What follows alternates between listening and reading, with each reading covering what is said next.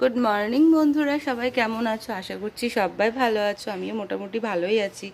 গতকালকে মিনি ব্লগে তোমরা দেখেছিলে যে আমি বৈশাখ মাসের শেষ সোমবার উপলক্ষে উপোস আছি। তো আজকে হচ্ছে মঙ্গলবার, তো আমি আজকেও উপোস আছি। আজকে হচ্ছে হনুমানজির পুজো দিতে যাবো। আজকেও ভাত খাওয়া যাবে না, তো আমার পরপর দুদিন ধরে ফাস্টিং চলছে। পুরো নির্জলা নয়, পুরো নির্জলা হলে পারতাম না করতে এই গরমের দিনে, ধরো প্রচণ্ড গলা শুকাতো। যাই হোক, রেডি ফেডি হয়ে স্নান টান করে বেরিয়ে গেছি আমি, পুচু আর বৌদি পুজো দিতে। তারপরে দাঁড়িয়েছিলাম মিষ্টির দোকানে, কেননা এই যে মহারাজের জন্য নিতে হতো লাড্ডু, কেননা মহারাজা তো লাড্ডু খেতে খুব ভালোবাসে। তাই লাড্ডু নিলাম, মন্দিরে গেলাম, পুজো করলাম। অনেকক্ষণ পুজো হয়েছিল, খুব সুন্দরভাবে পুজোটা দেওয়া হয়েছিল। তারপরে বেরিয়ে পড়লাম, প্রসাদ নিলাম। ওই যে দেখতে পাচ্ছ হাতে যে ধাগাটা বেঁধে দিয়েছিল ঠাকুরমশাই, সেটা পরলাম, বাড়ির জন্য নিলাম।